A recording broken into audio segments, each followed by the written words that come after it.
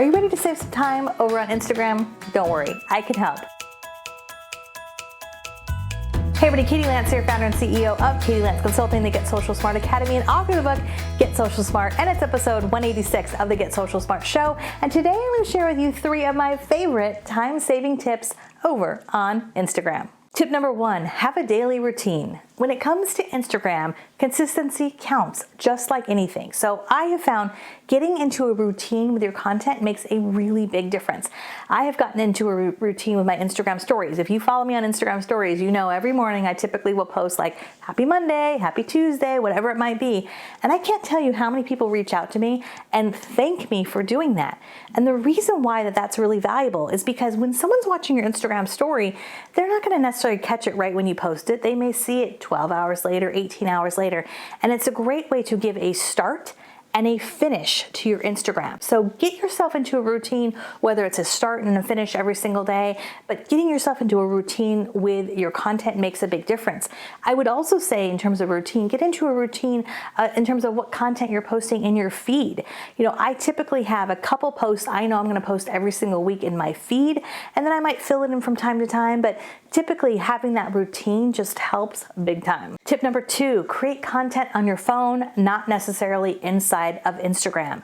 This is one of these little small time-saving tips that I find makes a really big difference, especially when I want to be just in the moment. You know, I think for a lot of us, we sort of struggle with this idea of like being in the moment versus like capturing it on Instagram or social media. So a lot of times, in fact, I would say 95% of the time when I'm putting content on Instagram, I'm not necessarily just taking it within Instagram. I have already taken it on my phone.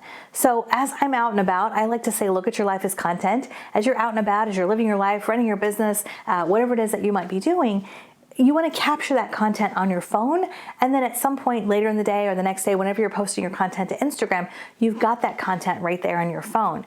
I find that it's also a little bit easier to be a storyteller at the end of the story. So for example, let's say you do, you go to the beach, you have a great day at the beach. You know, of course you could post throughout the day, but when you come home, you've got these great photos on your camera, and now you can pick maybe the best like 3 or 4 or 5 to really tell the story. Same thing with a listing. If you have a brand new listing, of course you could take, photos and do Instagram stuff as you're going through it.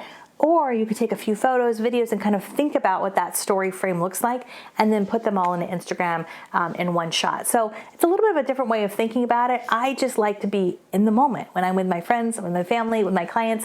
And I also like that freedom and flexibility of having that content on my phone so I can pick and choose which pieces I put up on Instagram. Tip number 3. Be thoughtful. Be thoughtful and be a storyteller. This I find actually helps me in a big time-saving way, because when we think about content, this goes back to my last point of having content on your phone. It allows us to be really thoughtful and to really think beyond just putting content up for the sake of content, but thinking more about a story that we're trying to tell. So instead of it just being a new listing, is there a story that we could tell in there? Is there a question that we could ask? Is there something thoughtful? Maybe there's some music that we could add in, or a poll, or a question, or a GIF. And instead of it just being kind of a random thing that's sort of just posted kind of in the moment, it becomes a little bit more of a thoughtful piece of content.